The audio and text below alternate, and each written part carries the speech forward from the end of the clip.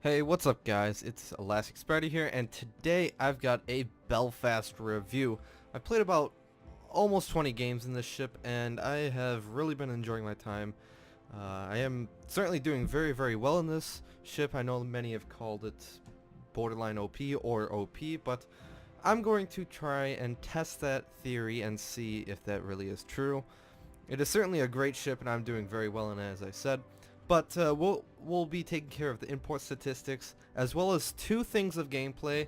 I know that's a little bit different, but I will leave timestamps for that, and I will discuss what the Belfast is good at and not so good at. So, well, let's get into it. So to start off with the Belfast, it is a pretty sexy ship. I think it's very good looking. But besides that, and the awesome camo that it has, I currently have a well, we'll do this in order like we usually do. Let's check out the armor layout. So 13mm bow, you won't be bouncing much in this with this bow, but certainly you could possibly cruiser shells, 203mm. Let's see, I believe it's 14.3 that you have to multiply the bow by to get the maximum penetration, and it is only 185.9, so this bow can definitely get penetrated by 200mm shells. Let's take away that. As you can see, there's only the Citadel armor plating on the side, so no torpedo belt besides that, I guess, and the superstructure and this part. Now we can take the guns away as well.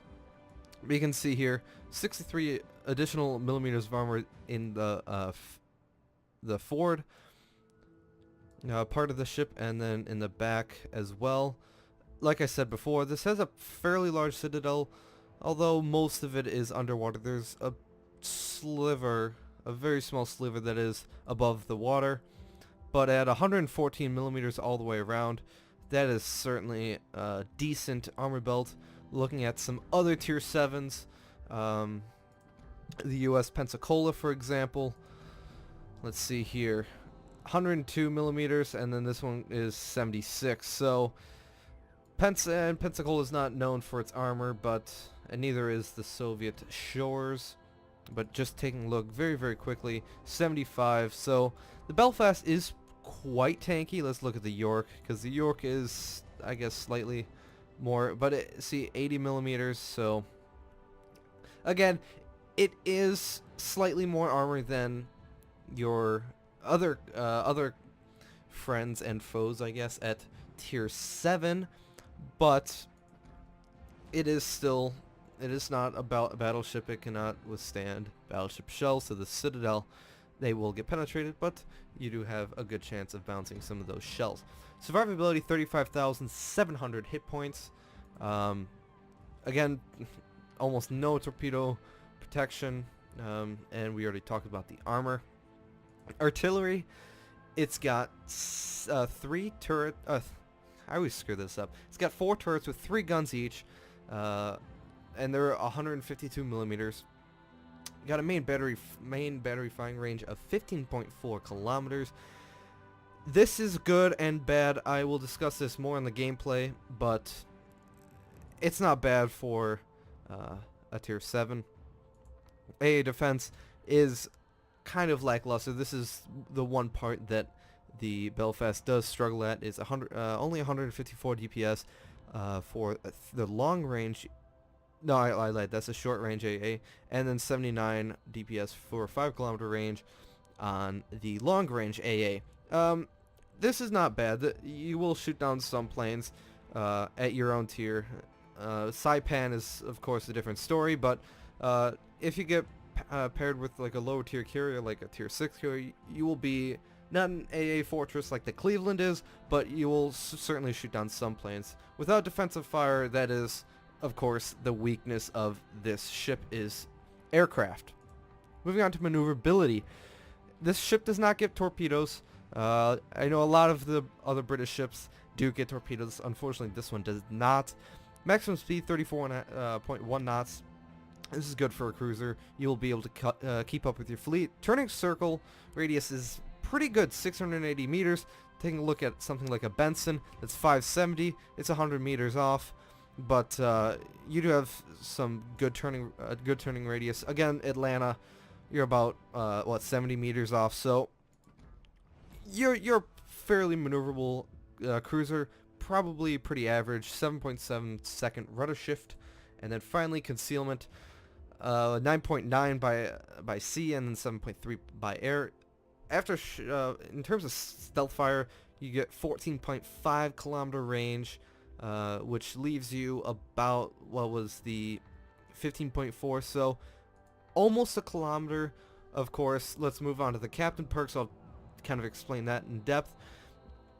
I went with basics of survivability. You could basic firing training to help your AA that little bit and your secondaries as well, but I found that this is more beneficial for my cruiser captains. Of course, expert marksman. These guns are slightly sluggish. Oh, I forgot about that.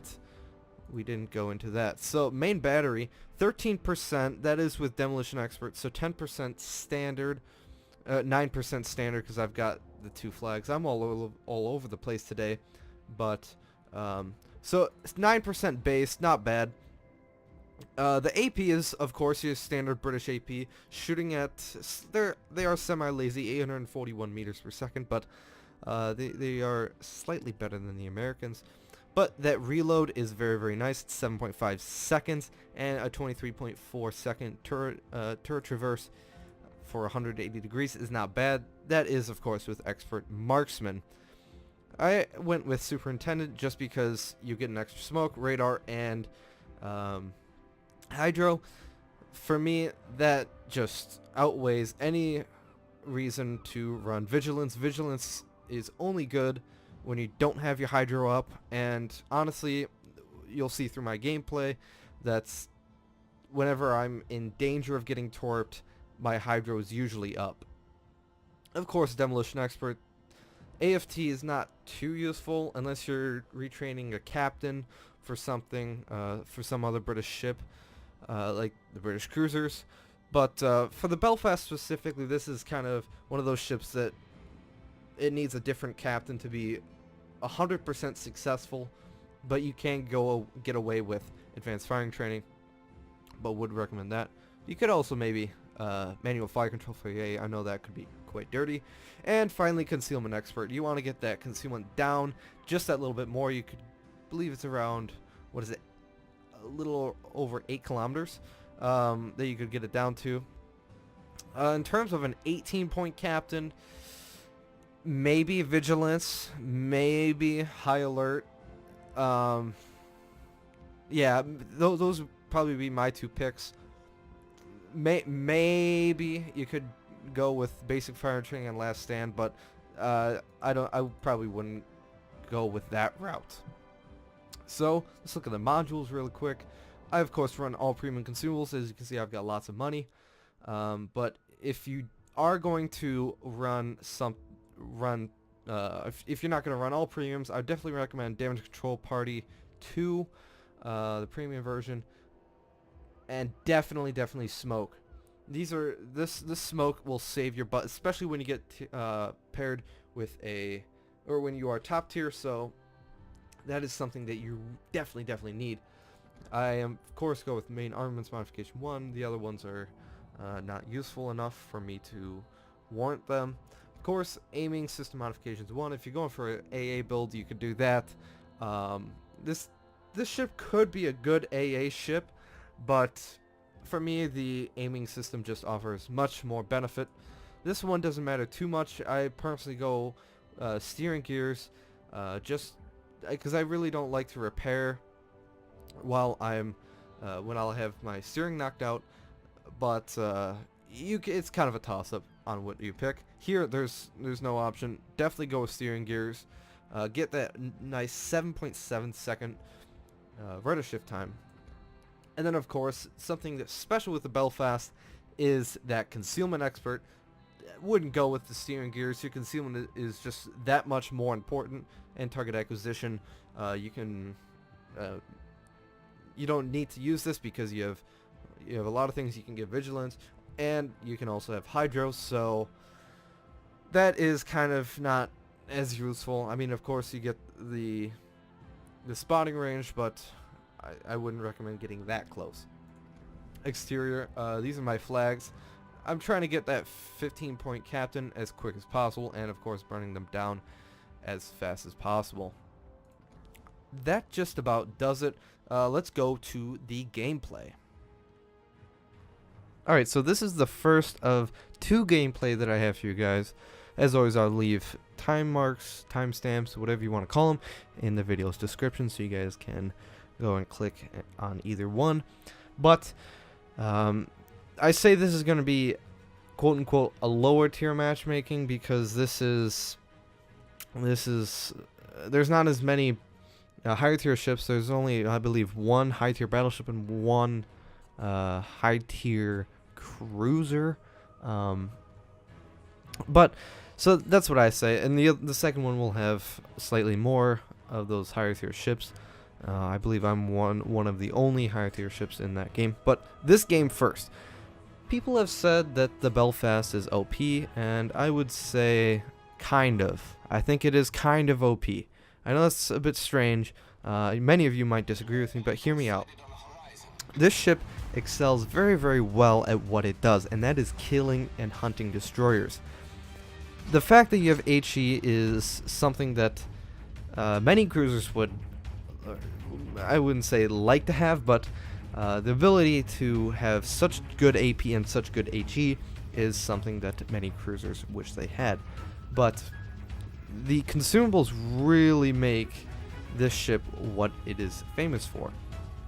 And you'll see here, I am going to be working with my destroyer buddies because that is something that I'm good at. I'm good at being up close and personal and dealing with destroyers.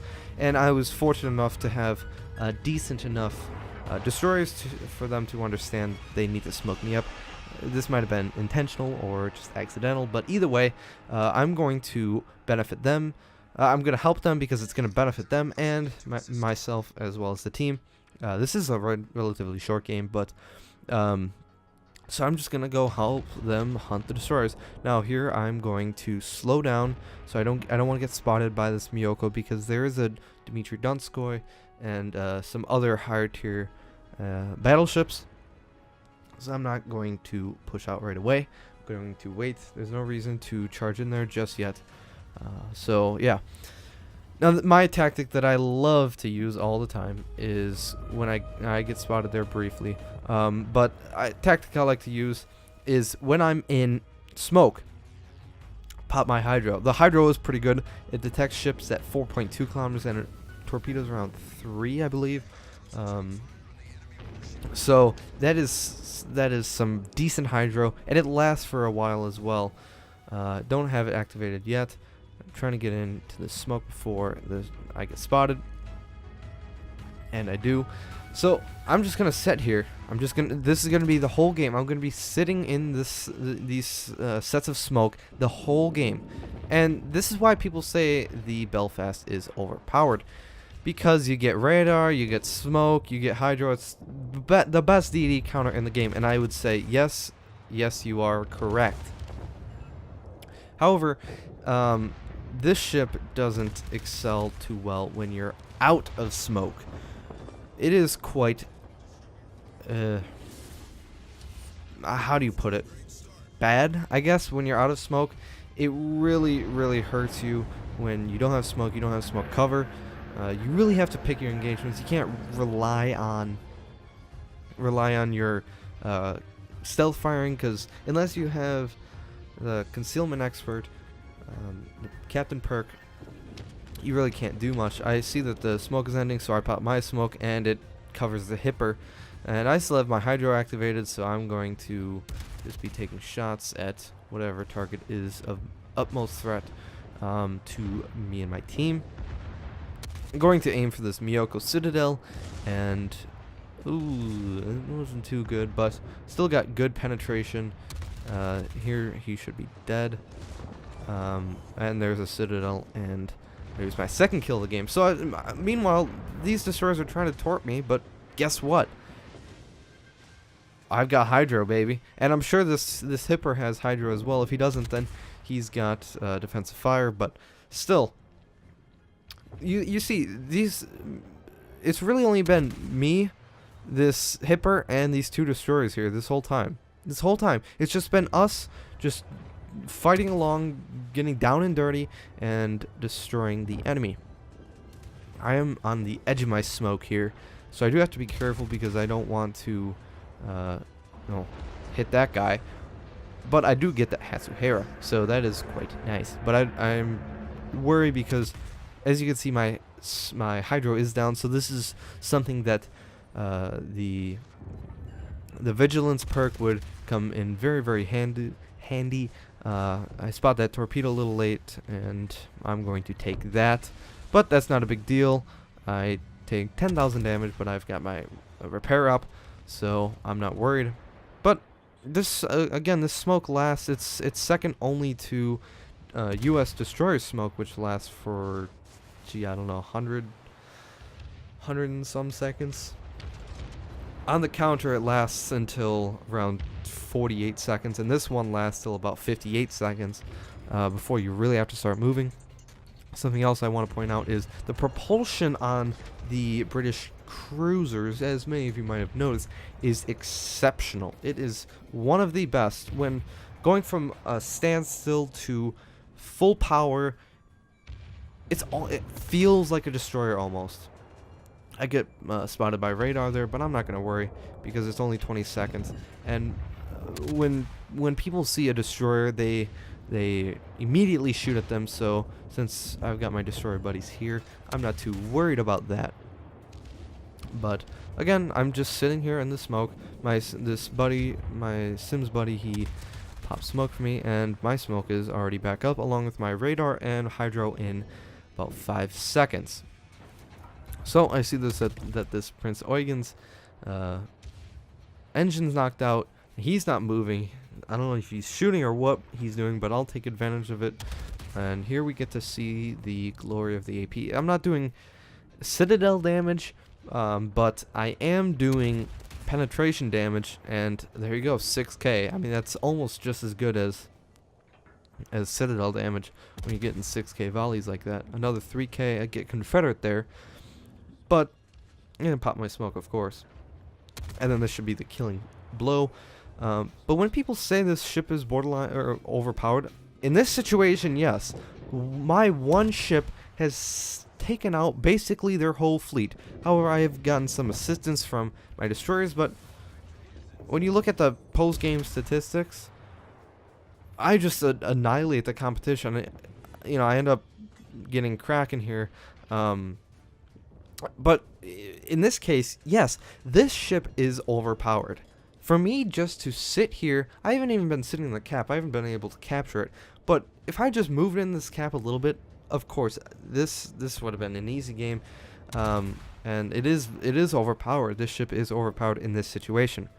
The thing that people don't realize is it still has its weaknesses. It's still a cruiser. You still have to play it very, very carefully, and really make sure that you are positioned correctly, because we've done some videos on our channel here where if you are not in the right position, you will die very, very, very, very quickly. So to call this ship overpowered, yes, in some scenarios. And I'll move on to some more scenarios after this game. There you go, my Kraken. So I end up topping my team with Confederate, Devastating Strike, and Kraken. 589,000 credits, 91,000 damage, 1,992 base XP. I clearly did the best of my team, and obviously on the enemy team. But yeah, the credits are good. This is a great moneymaker if you guys are looking to get that. I know it's not on sale anymore, but hey, gotta do a review once in a while. Okay, so let's move on to the second gameplay. Alright, and now we're at the second gameplay. As you can see there from the brief team displays, I am up against a lot of tier 9 ships, a lot of tier 8 ships, and a tier 9 carrier.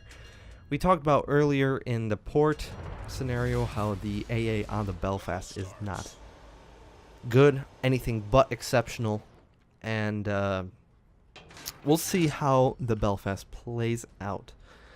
I don't think the carrier goes after me too hard in this game. However, he probably should have, but we'll kind of put it to the test and see how good it is.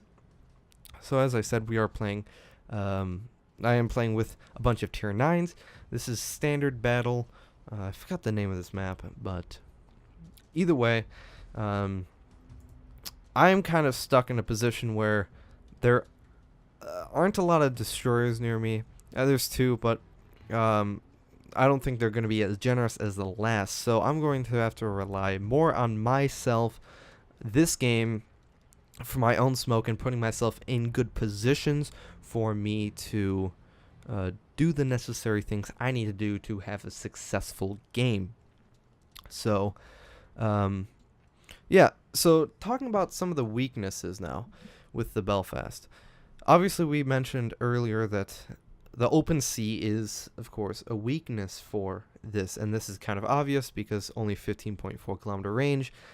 You really have to get up close and personal with a lot of these ships at the higher tiers. Again, up close and personal at tier 9 means 10 kilometers, and that's exactly where you want to be. The only problem is radar. Radar is going to ruin your day. Again, if it's not radar, then it's a carrier, and I think we have both of those in this game, so this is not looking good for me whatsoever. So that is something that you have to keep in mind. Again, I don't know if this is considered a weakness, but the relatively low fire chance at only 9%, this destroyer actually does lay smoke for me, but only 9% base is a bit low. I've got, of course, Demolition Expert and the 2 flags, and it's only at 13%. I'm not saying it's a bad thing, but only 13%. This ship was supposed to be the god tier. You know, you can do anything in this ship. This ship is going to set everyone on fire. It's going to be a tier 7 Zao. I just don't think that. Maybe it's just me personally, my bad luck, but I certainly do not get those fires as often as I would like. So what I'm going to do is I'm just going to sit in this destroyer smoke. The carrier is going after some of my buddies here. I'm angled towards those torpedo planes, so I'm not too worried about them. The island is in between me and the Fletcher, so I don't have to worry about getting torqued from the Fletcher. I do pop my radar. I don't think I did this here, but if you are going to pop your radar, make sure to alert your team so they can kind of, you know, get ready for that. But speaking of not getting fires, I get 2 fires on this Fletcher, so a bit ironic, I guess. But is he going to take that torpedo? No. I shoot my last salvo into the smoke. So close, so close, so close. Almost got him. I'm sure he'll pop up again, so I can kill him. But again, the first thing I do, focus the destroyers. I basically killed a Fletcher. The Fletcher pops up again. I haven't realized it yet, but now I do. But what is he gonna do? He's dead. He's at 500. He was at 500 health. The only thing he can do is spot. And I mean, shooting his guns is pretty much a death sentence. And so yeah, that is again one of the strengths of the Belfast. Just being able to take out the enemy's advantage, and taking out a Fletcher is huge for our destroyers. Now I'm going to be trying to hit this Edinburgh. Again, trying to shoot at cruisers and whatnot, trying to help my team as much as possible. Again, I speak of the fires. Maybe not this game, but another destroyer gets spotted, the Hatsuhara. So I'm obviously going to focus him. It's same routine. Just this thing is a great destroyer killer. Even if you have AP loaded on a broadside, destroyer, this ship really does still get, it really does get penetration, actual penetration, not it does get over penetrations, but it also gets normal penetration as well. That has to herodize, and they are left with one destroyer. Switching to AP because I feel like I can probably penetrate this Mogami's Citadel from this range. I'm getting a fire, but someone else hits him pretty hard. So, oh boy, gotta do some torpedo beats. Oh baby, oh baby. And this is what I'm talking about. The, I guess, deceleration or acceleration in the reversed direction. I'm not spotted here, so I'm gonna casually torpedo beat. Nope, I won't torpedo beat it, but regardless, I almost did, and that is something to note. But yeah, so again, the weaknesses we've already listed. I guess you could say the Hydro is a weakness, but I wouldn't go that far. But something else I want to note is that this Belfast does not get a propulsion modification, so that could be of some benefit because you do sit a lot in smoke, especially with the higher tiers. So that is, again, I don't know if you could call that a weakness, but yeah, again, the smoke you could also say is a weakness because you really have to be slowed down pretty much at half speed in order to stay within your smoke and not glide out of it. So because it only blooms for, I believe, 7 seconds. So again, that could be another so-called weakness. It does get some getting used to. I remember my first 2 or 3 games in the Belfast. I knew about the short duration smoke, but just me, out of bad habit, I just completely forgot about it. So I'm going to attack this Tier 7 battleship. I'm going to kite him away. There's no reason for me to go charging in. He's almost dead. No reason to take unnecessary amounts of damage. And yeah, I'm just gonna cut. He wasn't even shooting at me, so that's good for me. But yeah, in terms of the shell arcs aren't too bad. I wouldn't say they're as bad as something like the Cleveland. The Cleveland is pretty bad in terms of its shell arcs. It's got a decent shell travel speed, 841 meters per second, but they are pretty lazy shell arcs though. So, but yeah, this thing is very, very good in the right hands. Of course, at this gameplay is a best case scenario. I know this certainly hasn't happened every time for me because well, things happen, and when you show broadside in this ship, you will get punished. I've gotten, my whole health pool gotten instantly deleted by battleships, Tier 9 battleships, and it doesn't surprise me because it is still, at the end of the day, a cruiser. Regardless of the consumables, your consumables don't matter if you're dead. So you guys just remember that is something you have to remember. This ship is not, it's not something that you're gonna go god mode in, but it is a good ship. But you have to be careful. Don't overlook that. So the enemy team is capping our base, so I'm gonna try and help. We haven't really pushed up anywhere this whole game. We've just been sitting in our base, even though the only destroyer left is a Hatsuhara, so I'm not too sure what our destroyers have been doing. Haven't been able to push up. We haven't really done much, but we have to defend our base. I can't just leave this Benson alone by himself to kill, let's see, three ships. So I'm gonna have to help him.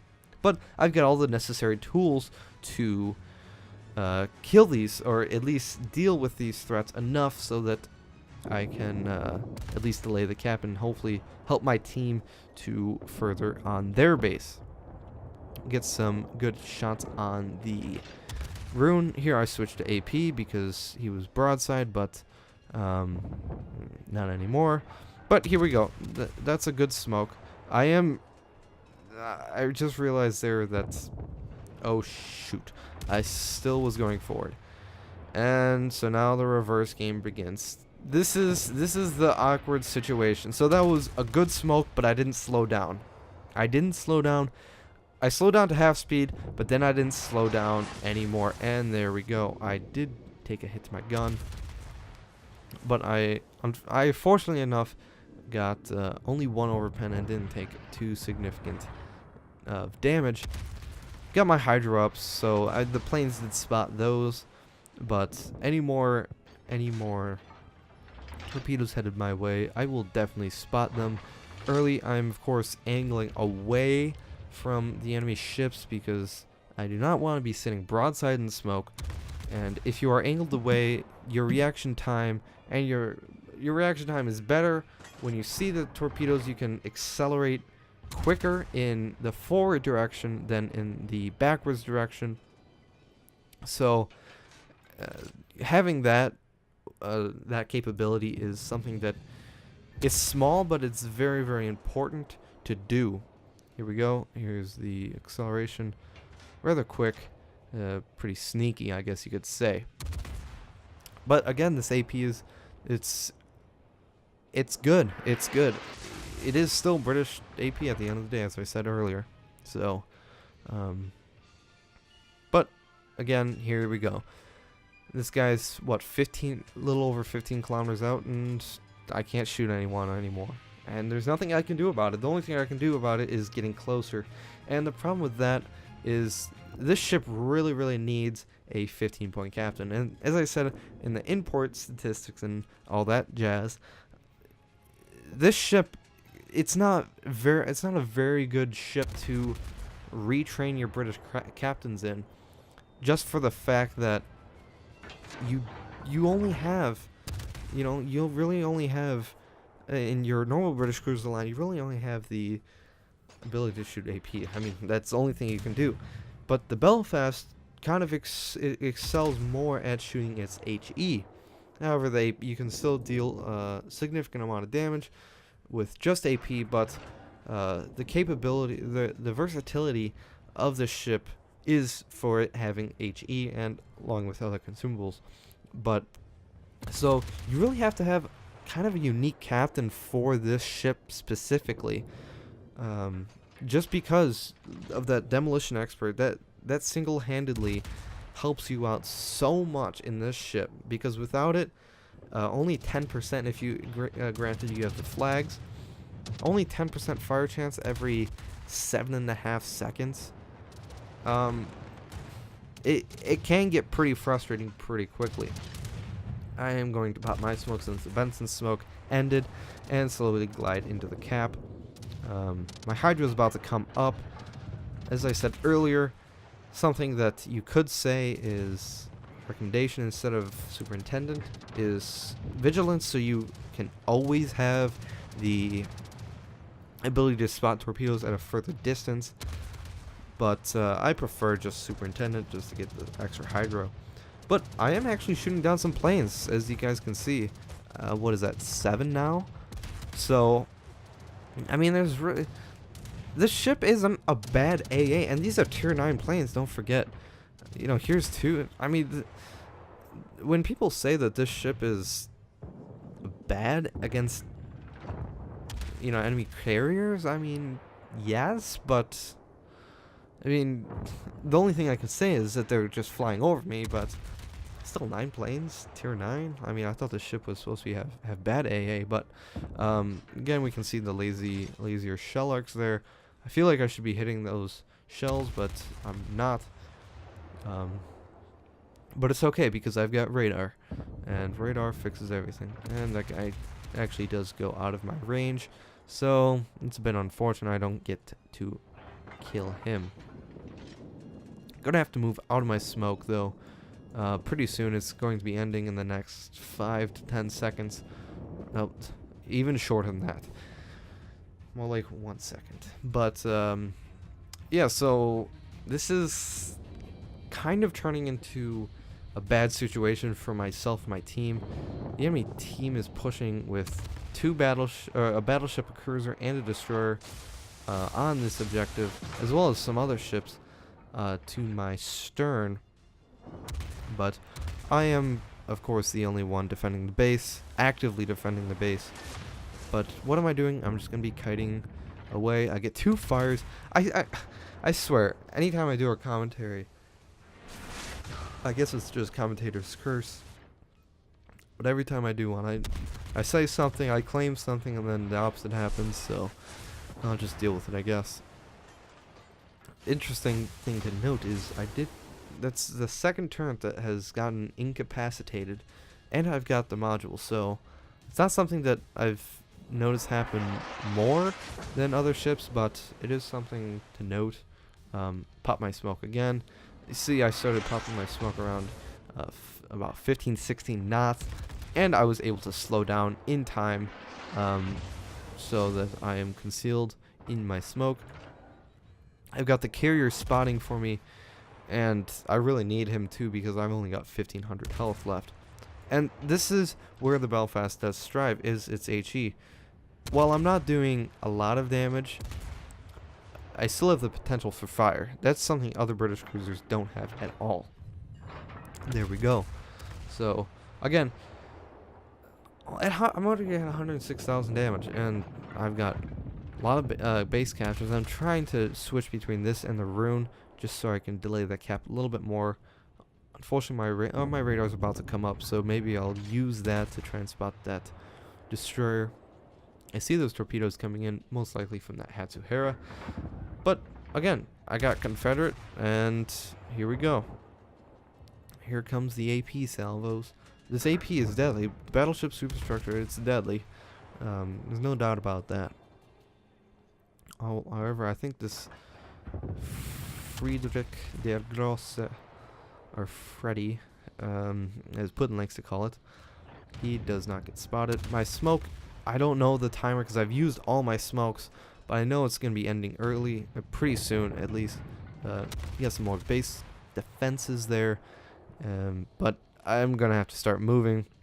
Again, another downside to the smoke is since it is so big and it only blooms for 2, sometimes it is hard for you to see when your smoke is starting to fade. If you've got like something like Benson smoke, you can kind of see, and you lay it out in the line, you can kind of see when the smoke boundaries are fading away. I get killed there. Nothing more I could have done.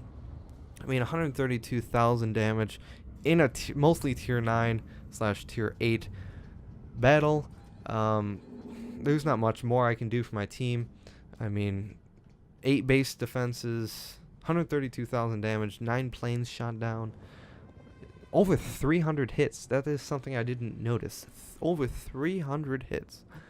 That is probably a record that I have in the Belfast. But regardless, this was an amazing game.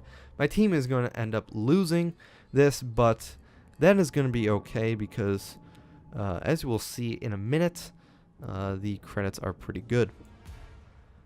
Alright, so 750,000 credits is amazing considering it's a loss. Probably would have gotten over 1 million if it was a win.